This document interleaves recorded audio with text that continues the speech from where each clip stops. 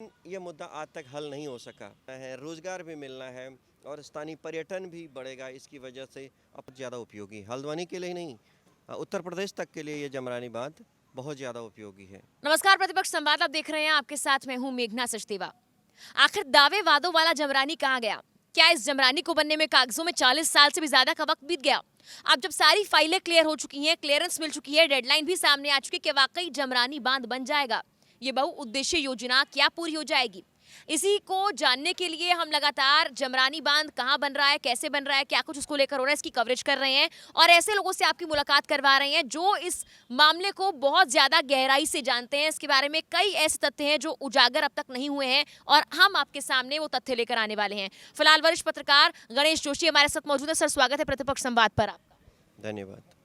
Sir, इस बांध को लेकर हम लोग काफी टाइम से कवरेज कर रहे हैं और कई फैक्ट्स हैं जिनको उजागर करने की हमारी कोशिश है, हमारी मुहिम है कि आखिर इस बांध को बनने में इतना वक्त क्यों लग गया, चुनौतियां इतनी क्यों सामने आई और क्या वाकई बंदरबाट की जो बातें इसको लेकर सामने आ रही है उसमें कुछ सच्चाई है भी या नहीं, ये आपसे जाने। आपने कई बार इसकी कवरेज की है, ग्राउंड पर भी गए होंगे, देखा होगा कि आखिर वहाँ क्या हो रहा है क्या नहीं। तो मैं आपसे जानना चाहती हूँ कि शुरुआत से लेकर अब तक क्या क्या आपने इस बांध के बनने में चुनौतियां देखी हैं? क्या वाकई इस बांध को बनने में जितने साल अभी लगे हैं उतना वक्त एक बांध को बनने में लगता है? आपका सवाल बहुत अच्छा है, आपने बहुत अच्छा मुद्दा उठाया है। हल्द्वानी के लिए जमरानी बांध बहुत ज़्यादा उपयोगी हल्द्वानी के लिए ही नहीं, उत्तर प्रदेश तक के लिए ये जमरानी बांध बहुत ज़्यादा उपयोगी है। 1971 में जब इसका उद्घाटन हुआ था, उसके बाद कुछ 2-4 साल बाद इसके प्रक्रिया शुरू हुई, काम शुरू हुआ। तमाम जो शहर में जो नहरें हमें दिखती हैं, हर नहर उसी के लिए नहर बनी थी। हल्द्वानी पूरा नहरों का शहर है। जितनी नहरें हल्द्वानी में हैं, शायद भारत के किसी भी देश में इतनी नहरें नहीं बनी हैं। वो सिर्फ इसका मतलब था कि अच्छी सिंचाई हो जाए, लोगों को साफ़ पानी मिल जाए पीने को। ये सब चीज़ के लिए जमरानी बांध का उद्देश्य हमारे जो पूर्व के नेता थे या पूर्व के जो ब्यूरोक्रेट थे उन्होंने सोचा था।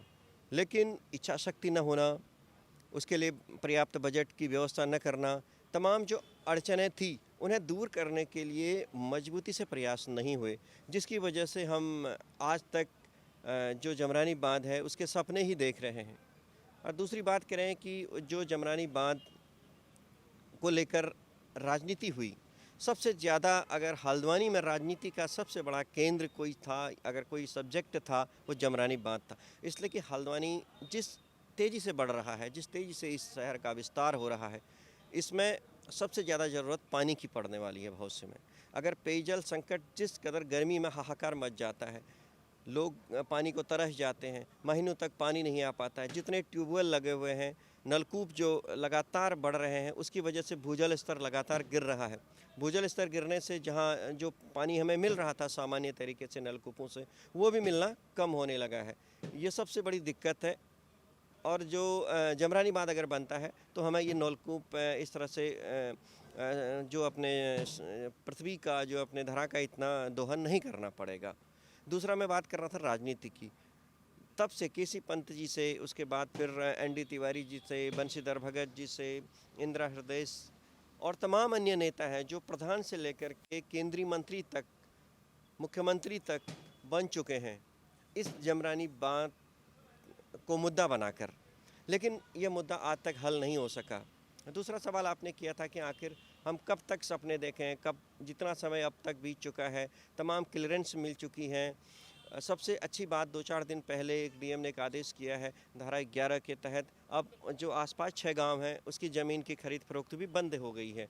थोड़ा उम्मीद जग रही है कि जमरानी बांध बनेगा। लेकिन जो जल्दबाजी, जो कवायद, हम यूँ कह सकते हैं सरकारी कवायद, जो चुनाव से जस्ट 2 महीने पहले या 6 महीने पहले होती है, अगर चुनाव होने के बाद, नई सरकार बनने के बाद अगर वो शुरू हो जाती इस गति से, तो निश्चित तौर पर इसमें इतना समय नहीं लगता। राष्ट्रीय परियोजना में इसे शामिल करने की बात है।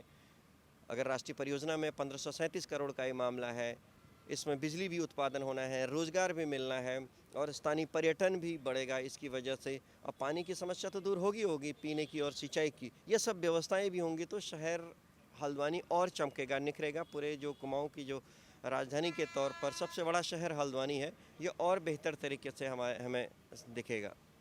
गणेश जी देखिए, अभी हम लोग इस चीज़ को लेकर जब कवरेज कर रहे थे तो हम महाप्रबंधक से मिले, जो फ़िलहाल वहाँ महाप्रबंधक हैं। उसके अलावा वहाँ कुछ अधिकारी मौजूद थे। वहाँ कई लोग ऐसे थे जो कैमरे पर बोलने से बचते हुए नज़र आए। कहीं न कहीं उनके चेहरे ये बता रहे थे कि कुछ न कुछ इस मामले को लेकर गड़बड़ है। महाप्रबंधक से भी हमारे सवाल-जवाब हुए, तो उन्होंने कहा कि ये परियोजना तो अभी शुरू ही नहीं हुई है, जबकि आप कह रहे हैं कि जब इसका उद्घाटन हुआ उसके बाद प्रक्रिया लगभग शुरू हो गई थी। तो कहीं न कहीं उन्होंने ये बात ज़ाहिर कर दी है कि योजना कहीं से कहीं तक शुरू नहीं हुई है। इतना पैसा खर्च हो गया, करोड़ों की योजना अब ये बन चुकी है, जहाँ ये मामूली कुछ पैसों से शुरू हुई योजना थी, जिसको एक बहुउद्देशीय योजना का नाम दिया गया। आज उसका उद्देश्य क्या है शायद किसी को नहीं पता। आम जनता जब कहती है कि बस पानी मिलने वाला है, उनको सिर्फ यही पता रह गया है कि जमरानी बन चुका है, पानी आने वाला है। इतना पैसा बह गया, लेकिन जमरानी बांध अब तक नहीं बन पाया। तो ये बंदरबाट को लेकर जो बातें सामने आ रही है, क्या इसको लेकर आपके सामने कुछ तथ्य आए हैं? बिल्कुल, सूचना के अधिकार के तहत तमाम जानकारी मांगी गई। इसमें कितने डिवीज़न बने थे सिंचाई खंड के, इरिगेशन के, कितने इसमें खंड बने थे, क्या-क्या इसमें प्रक्रिया हुई, कितने टेंडर हुई, कितना बजट आया, कितने अधिकारी, कर्मचारी इस जमरानी बाँध में नौकरी करते हुए रिटायर हो चुके हैं और कितना पैसा खर्च हो चुका है, उसका कोई हिसाब देने को भी तैयार नहीं है। कई लोगों ने मेरे जब जानकारी में आया कि आरटीआई लगाई, उसके बाद भी एग्जैक्ट जो है कोई हिसाब इसमें देने को तैयार नहीं है। और अधिकारी इसलिए खुलकर भी नहीं बात कर पाते हैं क्योंकि जब तक ब्लूप्रिंट उनके सामने नहीं होगा कि किस तरह से बनना है। ठीक है, चुनाव से पहले मैंने पहले कहा था कि चुनाव से पहले कवायद होती है, बहुत तेज़ी से कवायद होने लगती है। एक राजनीतिक ऐसा प्रेशर बनता है कि इसे मुद्दा बना दिया जाए ताकि लोगों के सपने फिर से जगने लगे, लोगों को लगने लगे कि हाँ अब तो पानी मिलने वाला है, अब तो जमरानी बांध बनने वाला है, अब तो हमें हल्द्वानी में घर बना लेते हैं, अब तो हमें पानी की सबसे बड़ी दिक्कत यहाँ पानी की रहती है, पानी मिलने लगेगा। लेकिन चुनाव के बाद फिर वही ढाक के तीन पात नज़र आता है। अधिकारी इसलिए भी नहीं बोल पाते हैं क्योंकि उनके सामने स्पष्ट रूप से अभी कोई भी ऐसा प्लान नहीं है जिसकी वजह से वो इसे शुरू कर सकें। तो इसीलिए वो न कैमरे पर सही जवाब दे पाते हैं, न उनके पास कोई ऐसी चीज़ होती है जो रूटीन डीपीआर 1537 करीब करोड़ की जो बनी हुई थी, उसी पे मामला घूम रहा है। वो बढ़ते पहले 400-600 करोड़ करीब था। अब वो डीपीआर बनते क्योंकि हर बार डीपीआर में पैसे खर्च होते हैं, नहीं बनती है, फिर वहाँ जाके वो अटक जाती है। 22 बिंदुओं पर जो स्वीकृति मिलनी थी उसमें कई बिंदुओं पे स्वीकृति मिल गई, ऐसा हमें बताया जा रहा है कि स्वीकृति मिल गई है। अब प्रक्रिया आगे है। अब सबसे बड़ा मुद्दा पुनर्स्थापना की है। वहाँ पे लोगों को किस तरह से लोगों को बसाया जाए, कहाँ बसाया जाए। कई लोग वहाँ पहाड़ का परिवेश है, लोग पहाड़ के परिवेश में ही चाहते हैं ज़मीन, लेकिन इतनी ज़मीन कहीं पे दिला नहीं सकते हैं। हल्द्वानी जैसी जगह में ज़मीन चाह रहे हैं, यहाँ सरकार उनको देना में असमर्थ है। सितारगंज और तराई के अन्य क्षेत्रों में उनके लिए ज़मीन की तलाश की जा रही है ताकि उन लोगों को वहाँ पे बसाया जा सके, लेकिन कुछ लोग उसमें संतुष्ट हैं, कुछ असंतुष्ट हैं। सरकार के लिए भी ये बहुत बड़ी चुनौती है कि किस तरह से लोगों को सही जगह पर बसाया जा सके और फिर डैम के निर्माण को लेकर जो बजट है, जो अन्य जो उसको लेकर जो भी चीज़ें हैं वो आगे बढ़ाई जा सकें। सर जब हम वहाँ पर गए और हमने वहाँ हालात देखे तो सिर्फ एक गुफा बनी हुई है, जिसको लेकर भी अगर कोई वहाँ जाए तो शायद डर के मारे उसको खोलेगा भी नहीं, वहाँ कोई जंगली जानवर बैठा होगा। कोई सड़क नहीं है जाने के लिए, हर बार आपदा आती है और सड़क टूट जाती है। सड़क बनाने के बहाने वक्त मांग लिया जाता है कि वक्त लगेगा, सड़क बनेगी, फिर वहाँ कोई लेबर जा पाएगा। हमारी खुद की टीम वहाँ 2 बार जाते हुए फिसली है। तो ग्राउंड पर जाकर ऐसे हालात देखने के बाद लगता है कि अभी 40 साल तो बीत गए, लेकिन आने वाले कई सालों तक इस योजना में कुछ नहीं होने वाला है।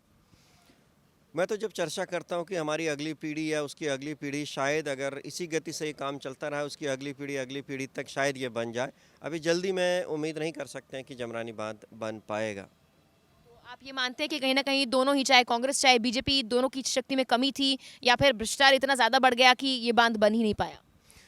भ्रष्टाचार उसमें एक बड़ा पार्ट है। ठीक है, जो कुछ डीपीआर बनाने को लेकर छोटा-मोटा, लेकिन भ्रष्टाचार भी तब होता है जब परियोजना शुरू हो जाती।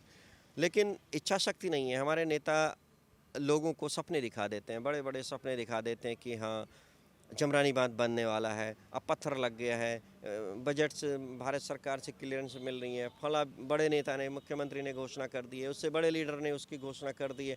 ऐसी उम्मीद जगने लगती है, तालियां बज जाती हैं, कुछ लोग मिठाई खा लेते हैं, एक दूसरे को बधाई दे देते हैं और फिर वही ढाक के तीन पात नज़र आता है। बिल्कुल, धन्यवाद। धन्यवाद सर अपनी प्रतिक्रिया देने के लिए, तमाम जानकारी हम तक पहुंचाने के लिए। सर ने कहा कि भ्रष्टाचार तभी शुरू होता है जब परियोजना शुरू होती है, लेकिन आप मान सकते हैं कि 2700 करोड़ की अभी योजना बन चुकी है, यानी कि जो योजना जिसका उद्घाटन कई सालों पहले हुआ था, 40 साल से ज्यादा का वक्त बीत गया है, लेकिन आज भी जमरानी बांध के नाम पर सिर्फ और सिर्फ वोट बटोरे जा रहे हैं, शायद काम कुछ भी नहीं हो रहा है। अब देखने वाली बात है कि वाकई जो दावे वादे मुख्यमंत्री कर रहे हैं, नेता कर रहे हैं, क्या एक बार फिर से सिर्फ ये चुनावी मुद्दा, वोट बटोरने का मुद्दा रह जाएगा, या वाकई इस पर कुछ काम होगा भी या फिर नहीं। फिलहाल के लिए मेरे साथ इतना ही। आप देखते रहिए प्रतिपक्ष संवाद। धन्यवाद, नमस्कार।